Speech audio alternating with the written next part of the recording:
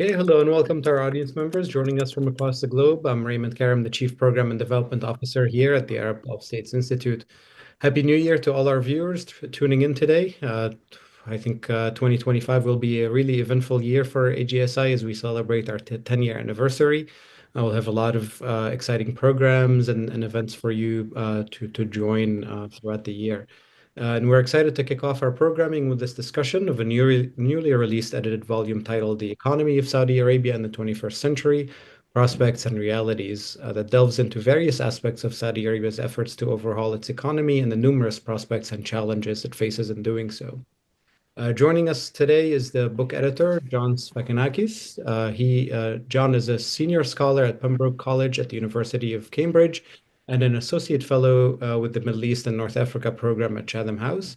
He's also the chief economist and head of research of the Gulf Research Center in Riyadh. He is a frequent commentator from Bloomberg, CNBC, BBC, CNN, and has published articles in the Financial Times, New York Times, Bloomberg, Foreign Affairs, and many others.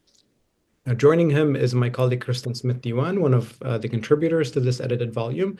She's a senior resident scholar at AGSI. Her current projects concern generational change, nationalism, and the evolution of Islamism in the countries of the GCC. Her analysis of Gulf affairs has appeared in many publications, among them Foreign Affairs, Financial Times, and the Washington Post. Moderating the session today, I should say actively moderating because Tim will be a very active participant in the conversation. Tim Callen, a visiting fellow at AGSI. Tim is a former assistant director in the Middle East and Central Asia Department at the IMF. He served as the IMF's mission chief for Saudi Arabia and as the chief of the Gulf Cooperation Council Countries Division from 2012 to 2021. He was responsible for the IMF's engagement with the government of Saudi Arabia and for the institution's research and publications on the country, and also led the IMF's research program on the GCC region. Tim is also a contributor to this edited volume, if I did not mention that. And with that, Tim, over to you. Thank you very much, Raymond, and let me add my welcome to everybody who's joining us, and to thank John and Kristin for being on the panel for this event. It's really good, I think, to have this at the kickoff, to the new year. I think Saudi Arabia is and will remain this year a very active focus for many people who look at the Gulf and broader Middle East region. I think it's fair to say that the book that John edited on the economy of Saudi Arabia in the 21st century, it's the first book that's really looked in depth at the Saudi economy and Saudi economic policy making post Vision 2030 and post COVID. So we're very lucky to have John here.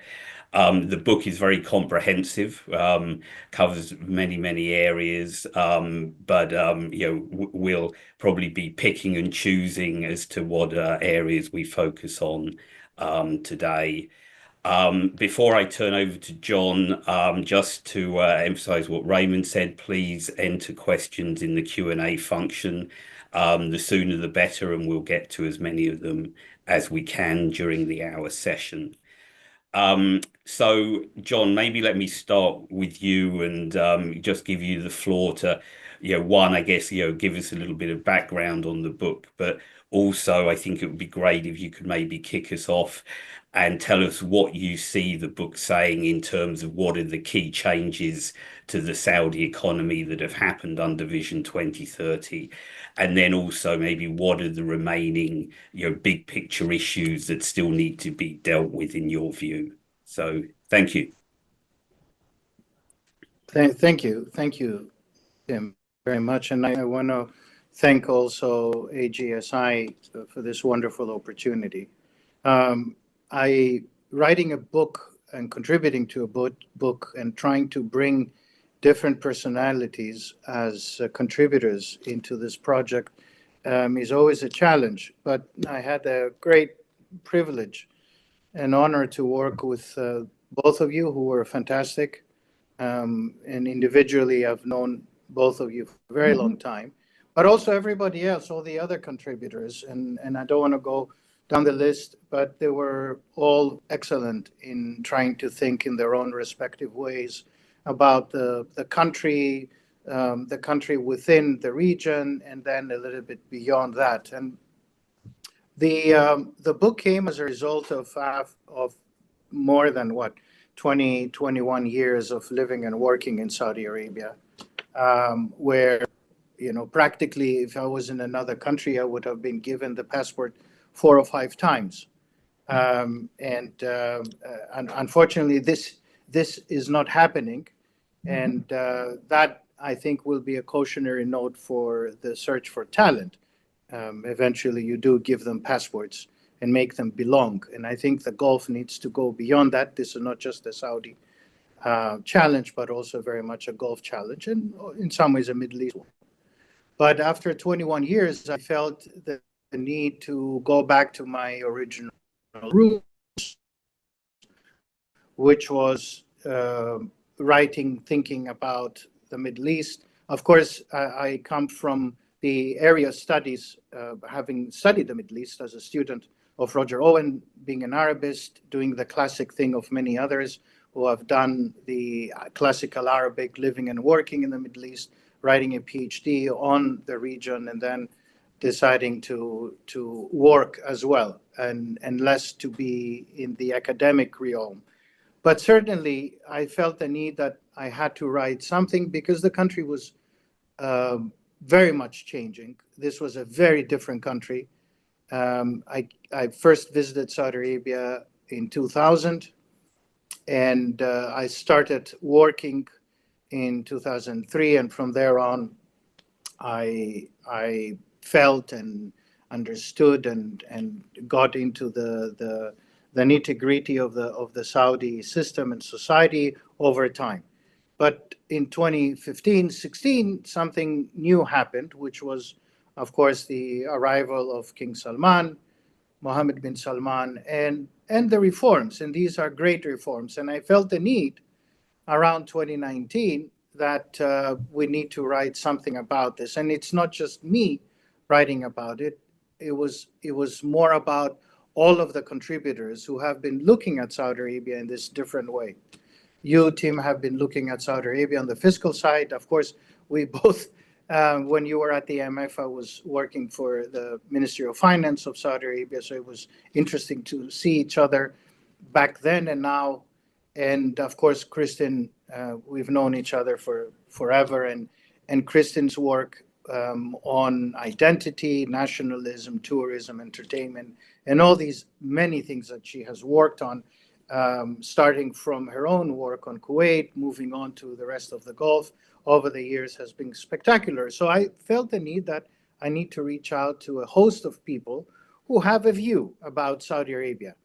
And this book was not intended to be, and it's not a book about, okay, let's define what are the problems.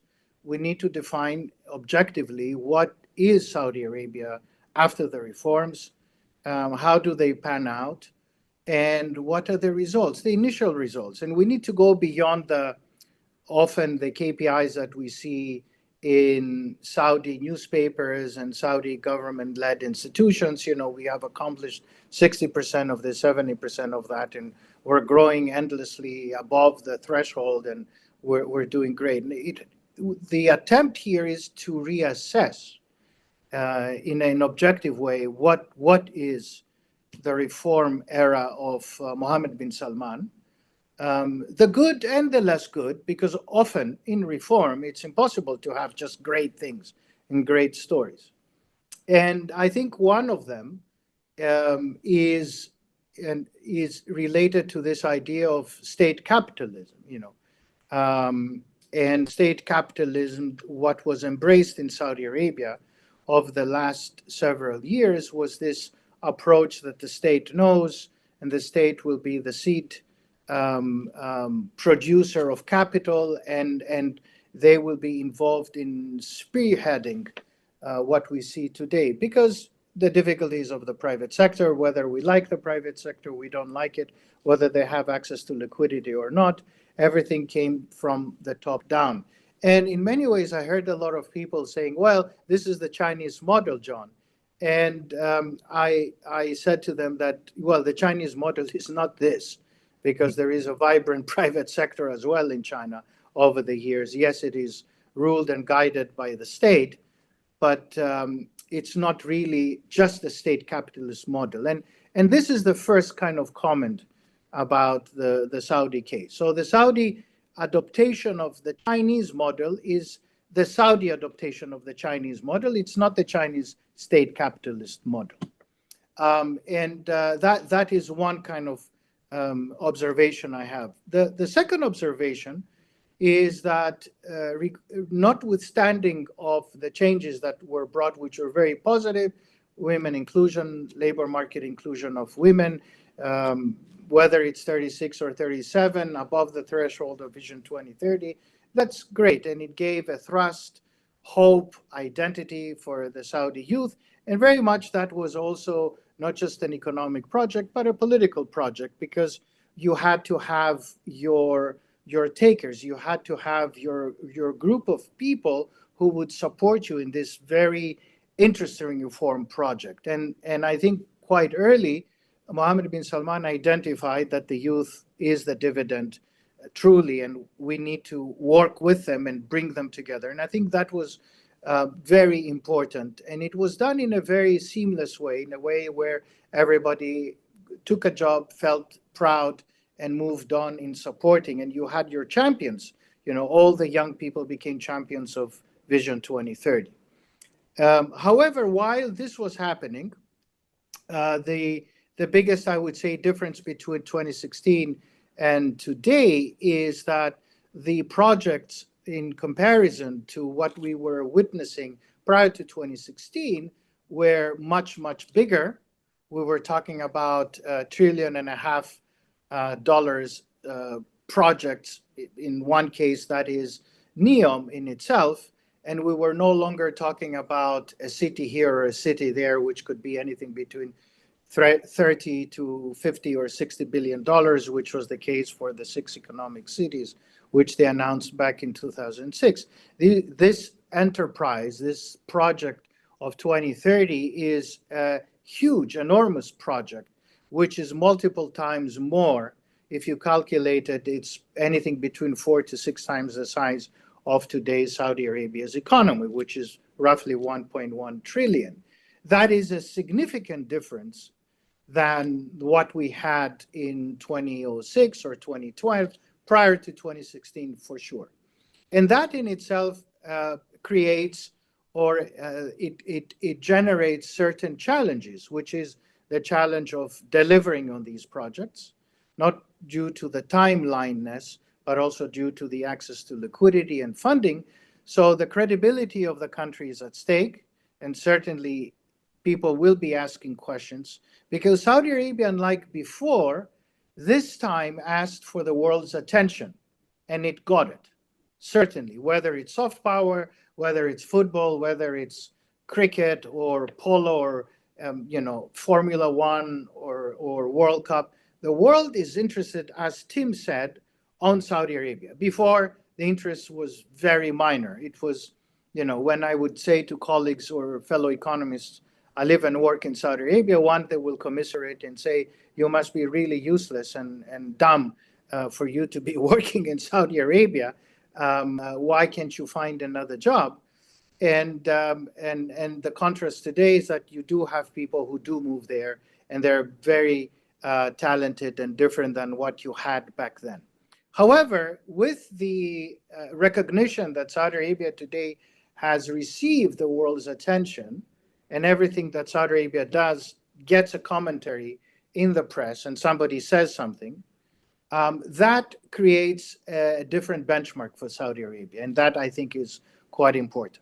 Related to this, and these are 2 final points, I'm not going to take more time, is the issue as the economy has to expand, it needs to bring along its private sector. So again, my first comment was that the state capitalist project of China is not about the state only, it's also about the private sector. The private sector needs to be included. It shouldn't be included as just an accompanying force.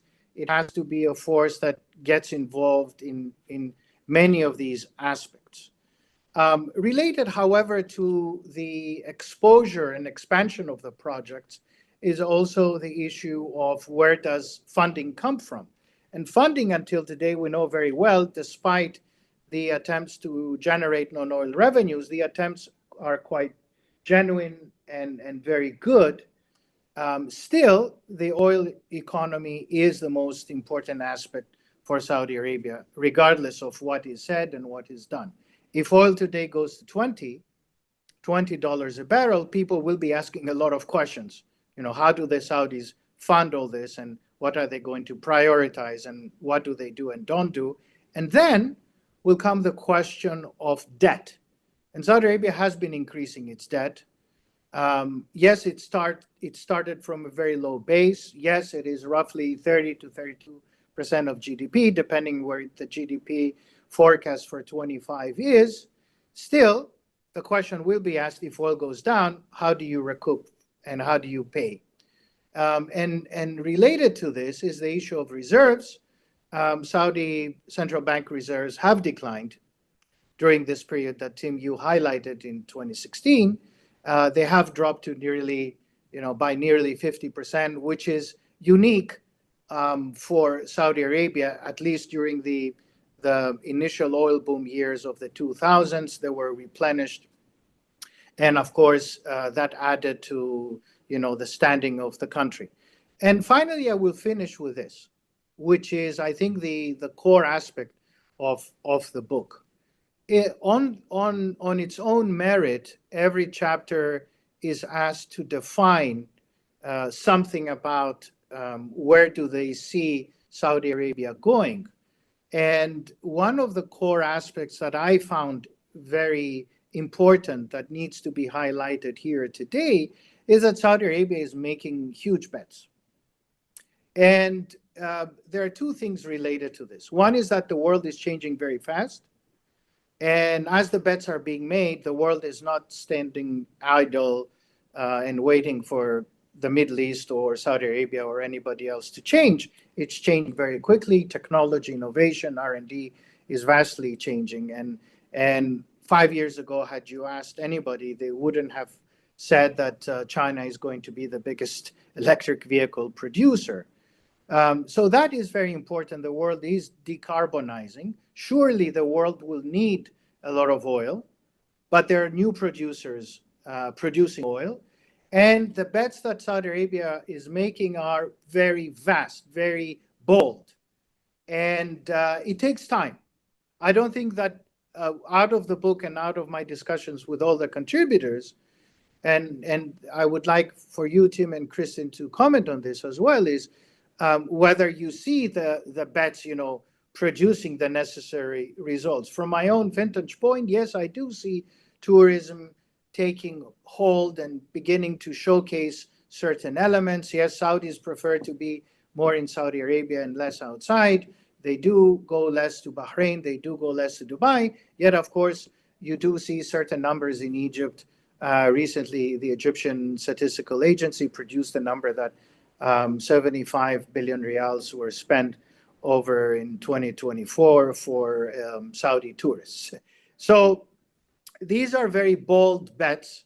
And the question is, should Saudi Arabia be making all these bets all at the same time? And the other thing is Saudi Arabia making the bets whilst everybody else in the region, mainly the UAE, is making similar bets? And can you have 4 airlines, 4 hubs, 4 financial centers, or 2 for that matter, 3 or 4 or 5 tourist resorts if you start expanding into Egypt, into Jordan? Okay, now there is a lot of uncertainty, volatility, but will it be enough? And the question for these bets is, will these bets be enough for Saudi Arabia to change its dependence on oil? Will that $300 billion come from all these bets? And what is the cost-benefit analysis? Surely we spend many good billions of dollars, and the last 6 years have seen a lot of money going into these projects. My argument is that the next 7 or so years will bring the next bunch of the next $500 billion worth of money, which will be costlier, more difficult to source, and more questions will be asked. And with that, I pass the floor to you, Tim. Thank you very much. Good. Thank you, John. And I think there's some good food for discussion there in your remarks, and you maybe segued nicely into a question for Kristin in terms of the chapter you wrote, Kristin, on new sectors of the economy, but particularly tourism and entertainment. And why are these so central to Vision 2030 in your view? And as John has alluded to, why is so much money being spent on developing these sectors in the kingdom? Great. Well, thank you, Tim, and thank you, John. It's such a pleasure to be with you both. Of course, Tim, my colleague, and John, a very long-standing friend, if I can say that, from back in our early academic days.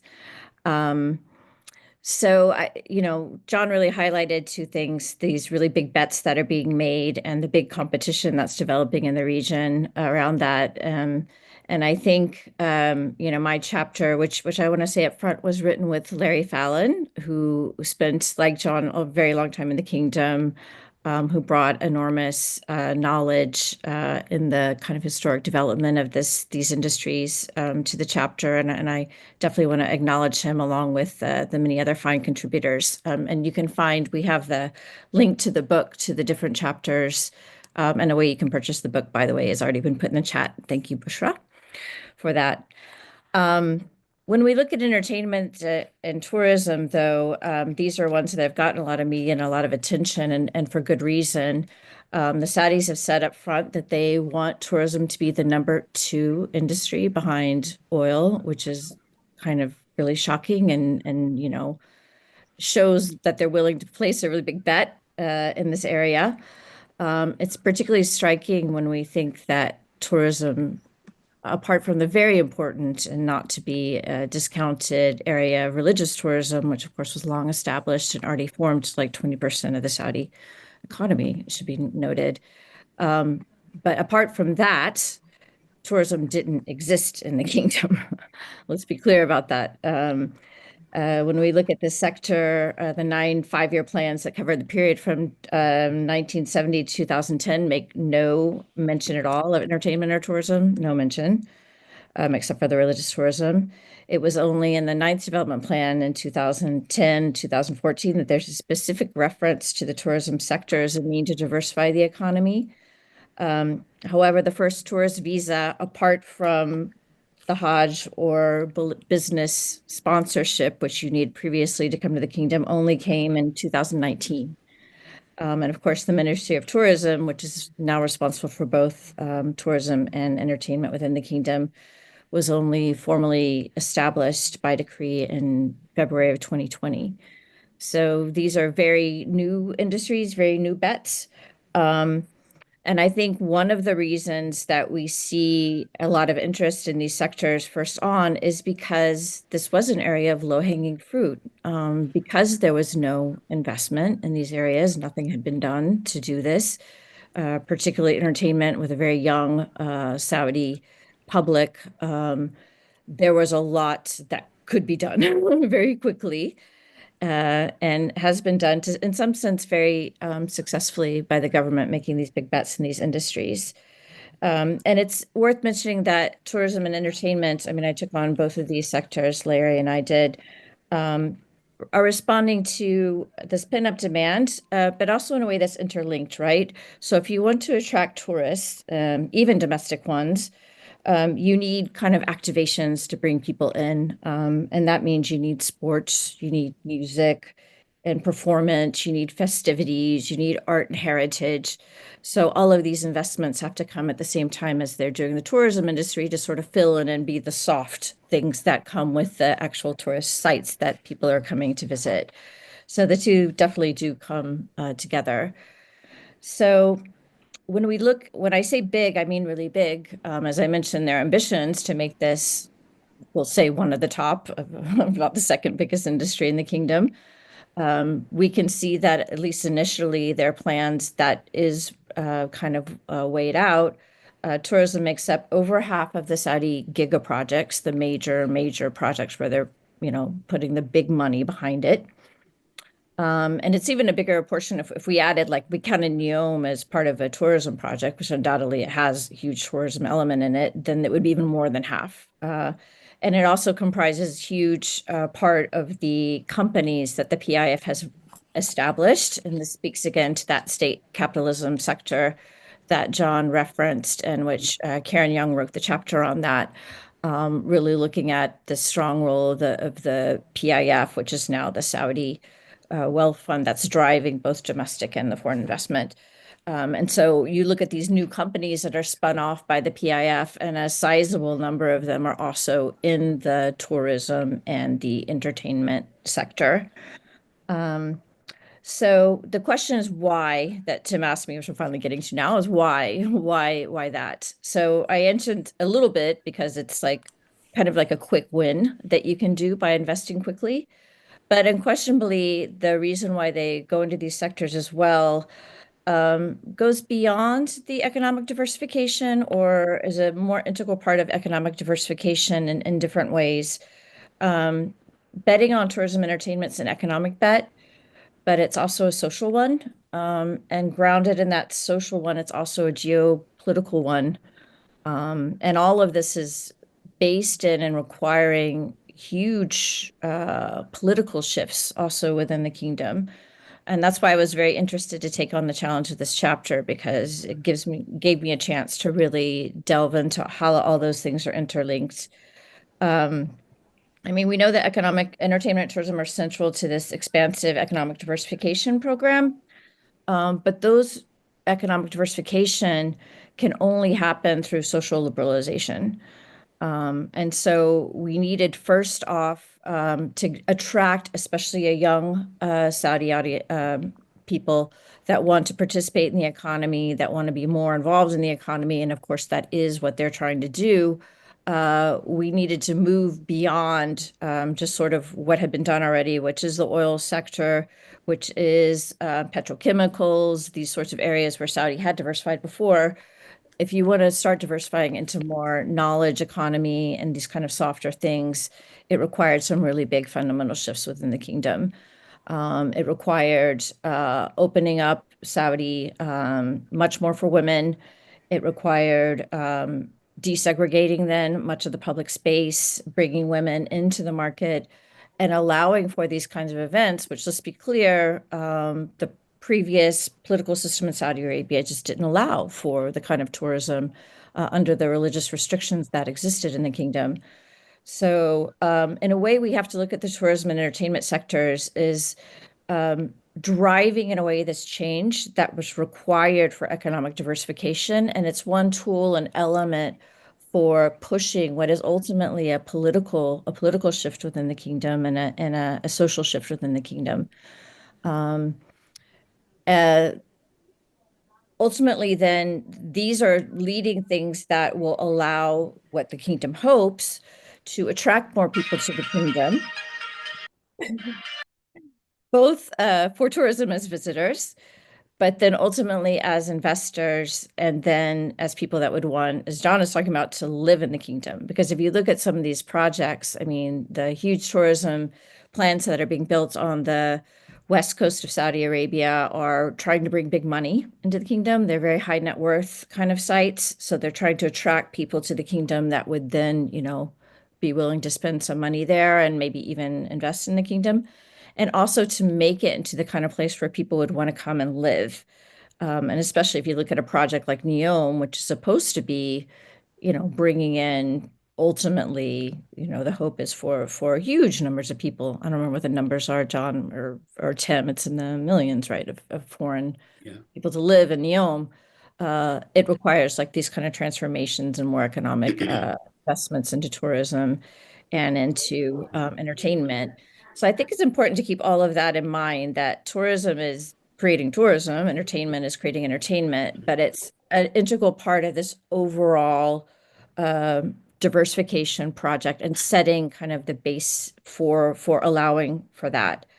At the same time, though, as John said, it's a huge bet. It's a bet that shows the kingdom kind of shifting itself from the historic East, which was, where the oil and, all of those key industries that are still funding. We need to keep in mind all of this transformation took place, to looking a bit more to the western side of the country and developing the Red Sea coast, developing NEOM, which they see as being attached more to maybe potentially Israel in the future, and Jordan. So in a way, really shifting as well the geopolitical orientation of the kingdom, so that it's more of a peninsula that looks east and west, that it's one that is much more open globally. And tourism, that's another thing that the sector has played in entertainment, is in shifting the mindset of how they think about Saudi Arabia. They don't look at it in the same way as they used to. As John mentioned, it's just this oil kingdom that has oil, and not, knowing much more else about it, except that it's extremely conservative and women weren't allowed to do things, the kind of general things people knew. Now you have really big, in fact, the biggest personalities on the planet, people like Cristiano Ronaldo, who has the largest followers on social media. And as we see from the huge influence of social media and social media owners have these days in the global economy, these are not things to be sniffed at.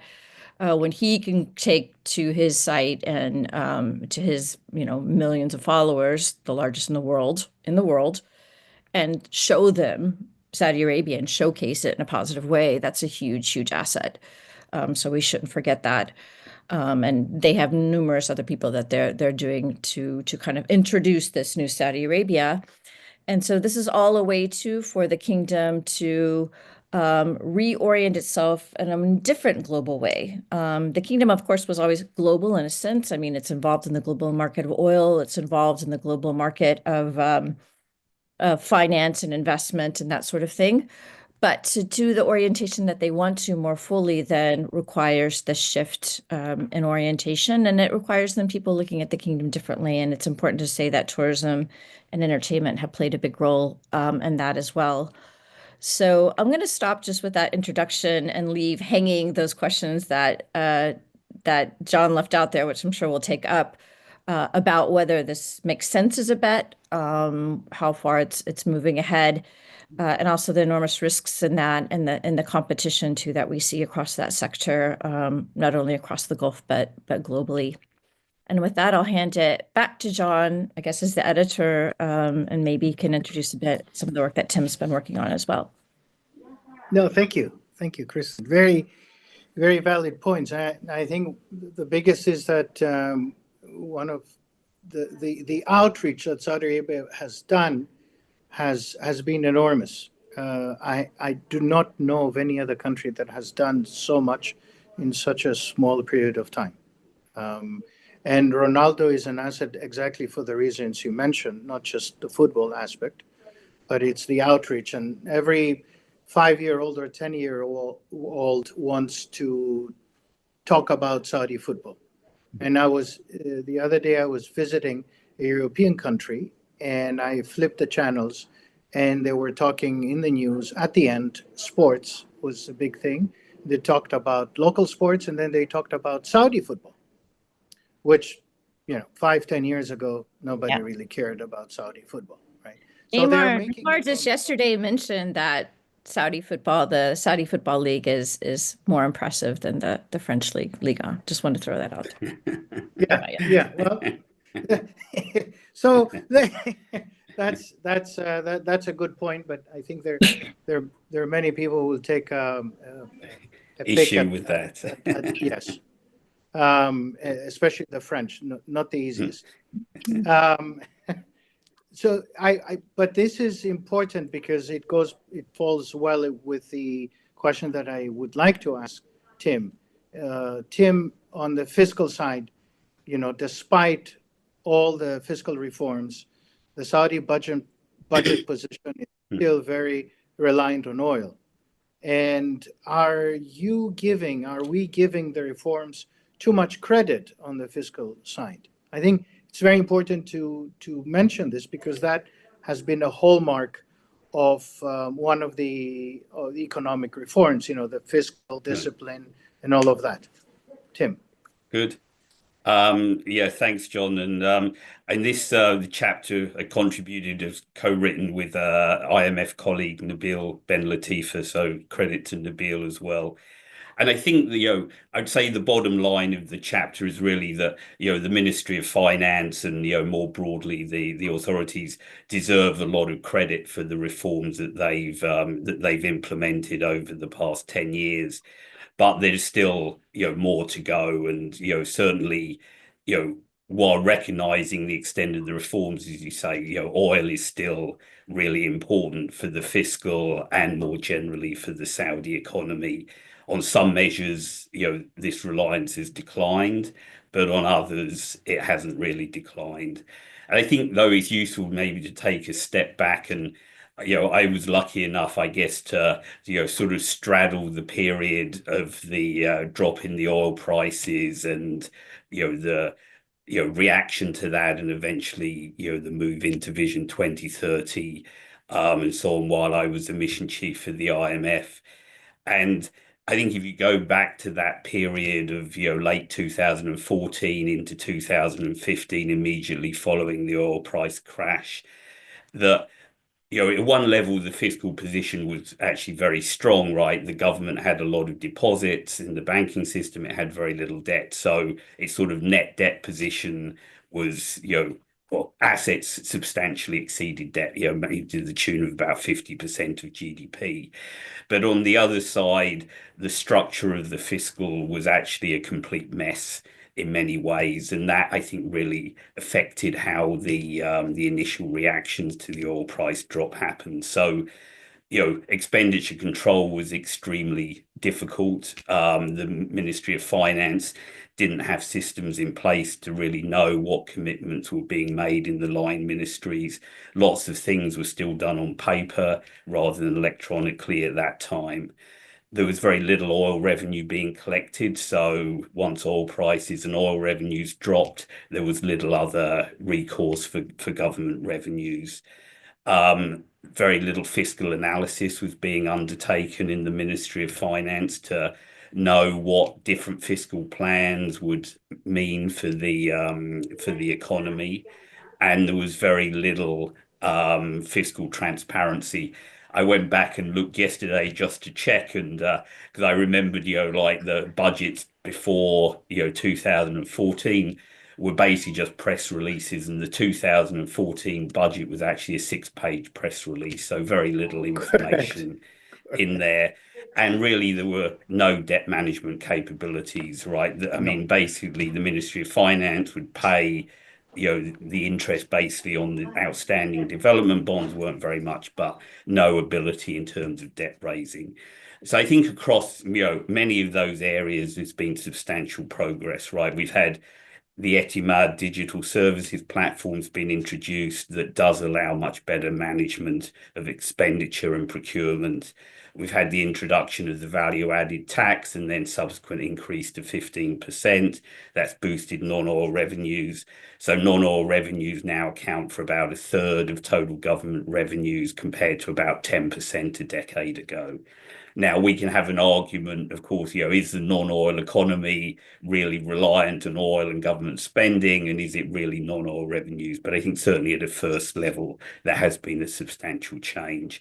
Energy price reforms, I think, have been quite significant. They don't probably get enough focus or credit, but quite a lot has been done. And also transparency of the size of those subsidies has increased, with Aramco basically getting this compensatory payment from the government, which is now included in its accounts. Transparency in terms of the budget provides more information. You get quarterly budget reports, mid-year fiscal reports, so on and so forth. And Aramco and the Public Investment Fund, because they're borrowing and have issued bonds, have more financial information out there as well. And lastly, the Debt Management Centre has the National Debt Management Centre, I think, has quickly become a high-quality debt manager, and we see substantive programs both domestically and internationally in the issuances programs there, both Sukuk and more traditional debt.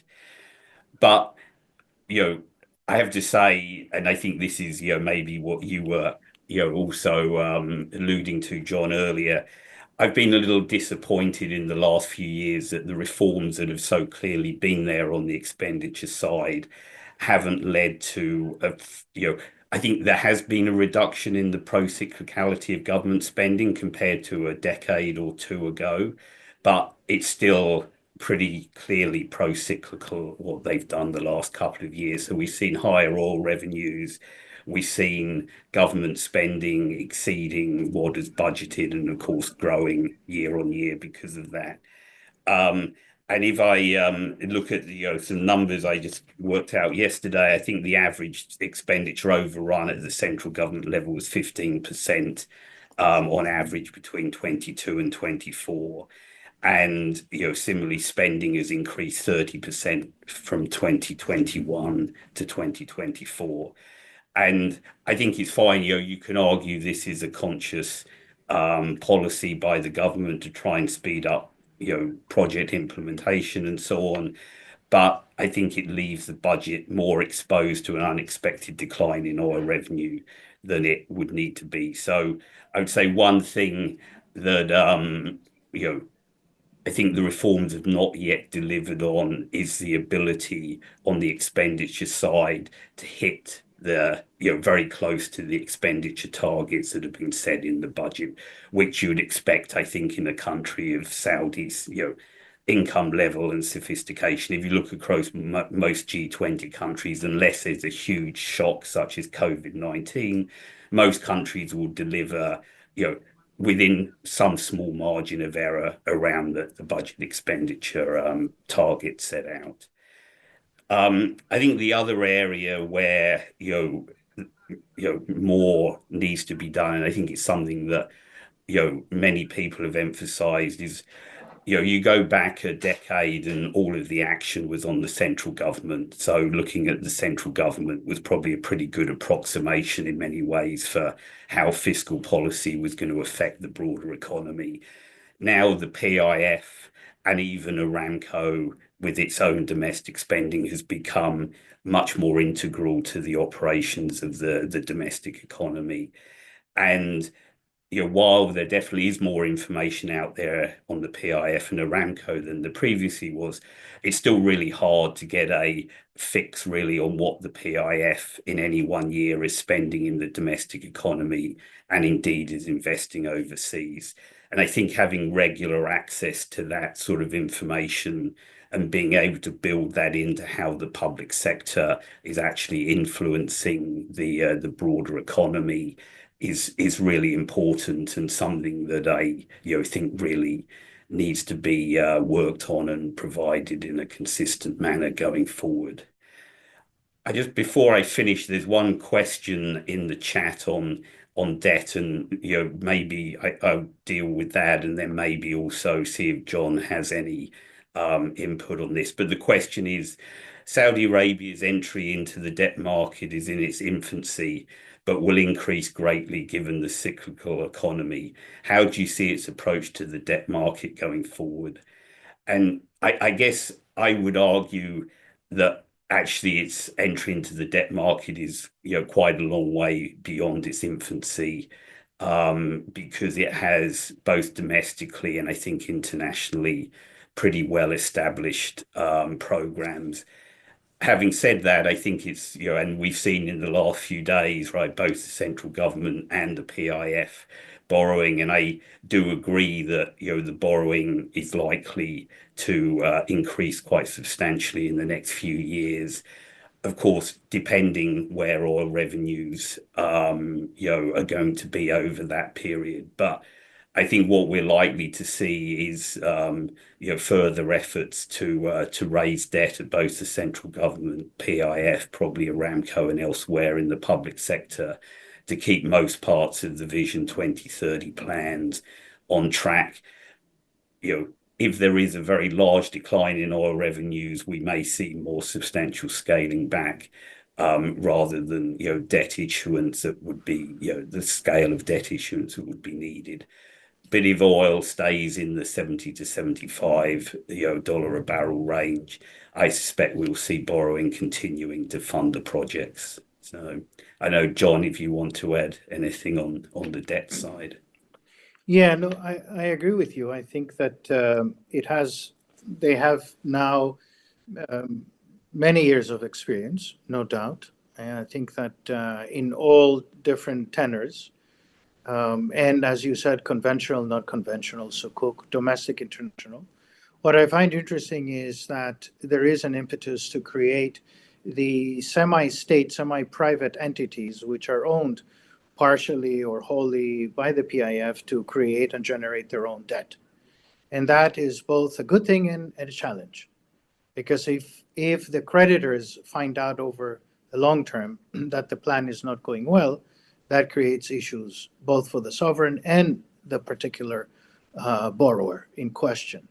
It does diversify the optionality, but sovereign debt, as we know, is sovereign.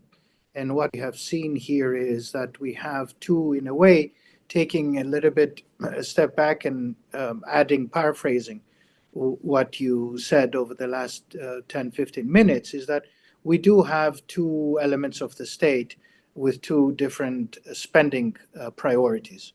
You have the Ministry of Finance, central government, and you have the PIF.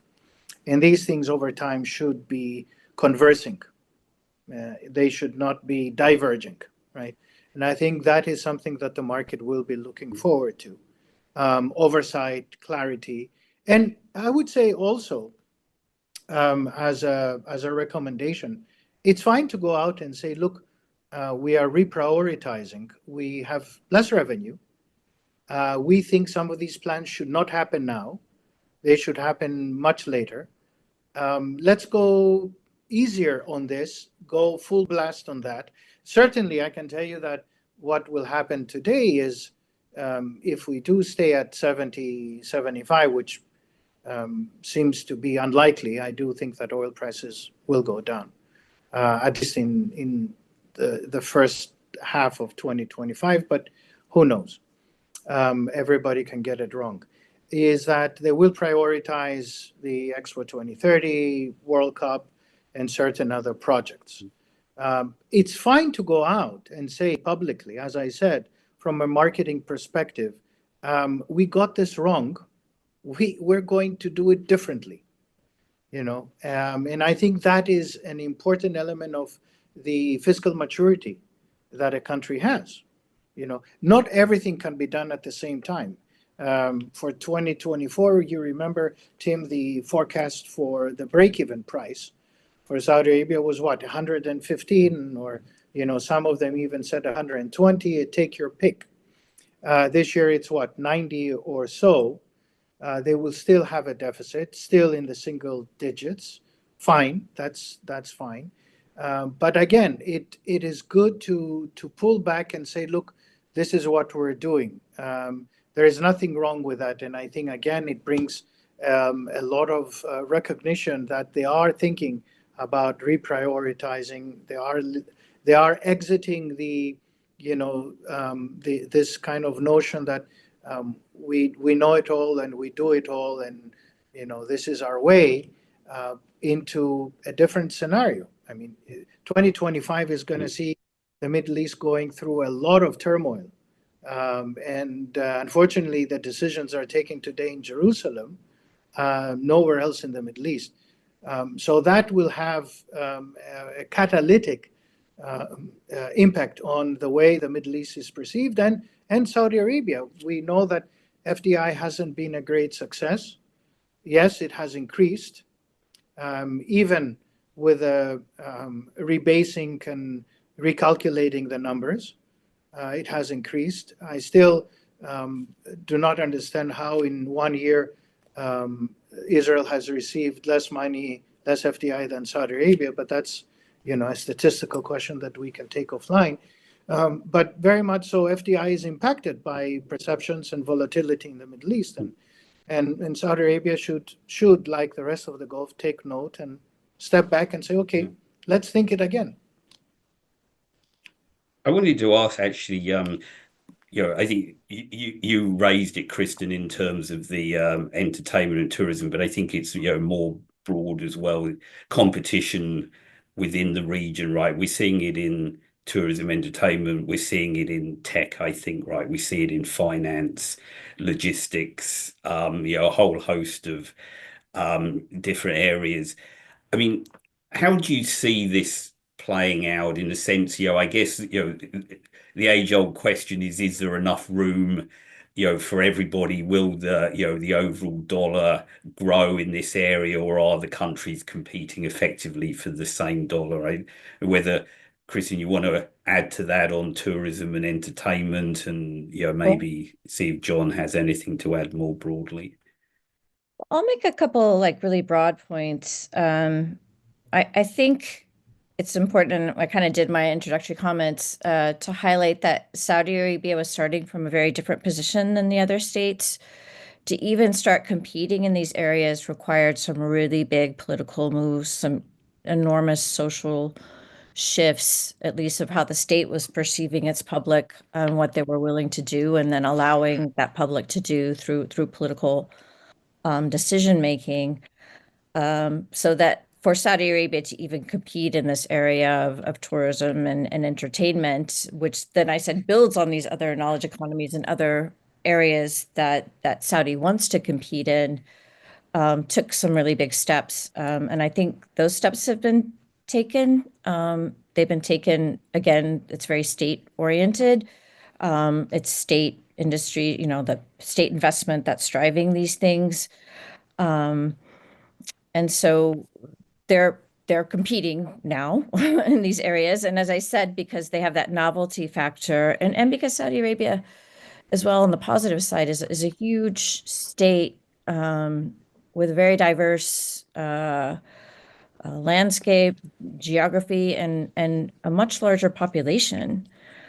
You could think about ways that Saudi Arabia would be have an advantage from these other states, right? But I think that depends on how these transformations happen and the deepening of them and the sustainability of them in a way, because it requires this engagement, which I think we have the early engagement from the Saudi public and the Saudi engagement and investment in these areas. But that needs to continue, because I think a key part of the Saudi competing is going to need to be in really bringing in this public in serious ways, right? And right now we can kind of see how it's playing out. We can see that there's a lot of interest in Saudi. There's a lot of people even across the Gulf. I think I don't have the numbers on me, but the tourism that's coming not only domestically from Saudis but from other Gulfies coming into Saudi Arabia to see what's happening has been very encouraging. They are getting their reputation in these different sectors and arts and stuff that bring these cyclical things that bring people to the kingdom. But all of this is still through heavy investment. And now when they're trying to get beyond the state investment and get others to invest, we can see how that's kind of playing out. A little of it is kind of a coercion, sort of, or using their leverage in a way like they're doing with the companies to kind of force people to try to move their businesses and stuff to Saudi Arabia. There's been a lot of reports of them kind of leaning in and having these discussions with other Gulf countries. I have Kuwait in mind about making sizable investments in the country. Some of these people are seeing the potential and wanting to move. Some of this is using the state leverage of Saudi Arabia also to kind of really kind of push for these promises too. So I think, they're doing what they can in terms of using their size, their potential and leverage to push for these things. But I think to get beyond these initial states, where we see that this has been, in a way, these tourism projects and entertainment projects are also just big land development projects. It's just opening up new parts of Saudi Arabia to investment, to things that would allow for these other things to happen. I think the harder step, as John said, is going to be the next step, right? Where they really are going to need to get that. Okay, now we've started to set the infrastructure. Are other people going to buy into our vision? And that's that outside FDI, and bringing the outside people and a larger kind of population that's engaging with this new young Saudi public. That we don't know yet, and that's going to be the much tougher part of it, I think. Yeah. John, anything you want to add on regional competition? Yeah, it's always a constant issue, because you do see the region, again, two, maybe three countries in the region competing in the same areas. Does Saudi Arabia need to have the largest airport in the world, the largest airline? Are they going to be competing with Emirates, Qatar, both of which had challenges in the past? Etihad, more challenges in the recent past. What will be the determining factor that makes these projects not just one or two commercially viable project? I think that is the issue. If you take out state support, are these projects commercially viable? Will a foreigner come in and invest? The airline business, for example, is a very competitive business. Tourism, again, what are you offering? Yes, they will come to visit once. Will they come the second time? And the lifestyle issue. And if you don't create quality education for foreigners will be living in Saudi, but they will have their kids outside. I'm a product of that because I know quite well the educational system, because my kids were brought up, not totally until the very end, in Saudi Arabia, in Riyadh. So I know quite well that not all the schools are great schools. And without having great education, you cannot have great talent coming into the country. You can keep them for 1 or 2 or 3 years and then they leave. And they are competing head to head. I mean, regardless of what they say at the state level, they are competing, the two states, the two countries, UAE and Saudi Arabia. Family offices are moving to Abu Dhabi. Why are family offices not moving to Riyadh? Yes, as Kristin said, they're being, cajoled, coerced to move their head offices if they're dealing with public contracts, head offices to Riyadh. If you let them, will they move back to Dubai? And the answer is yes, they will move back to Dubai.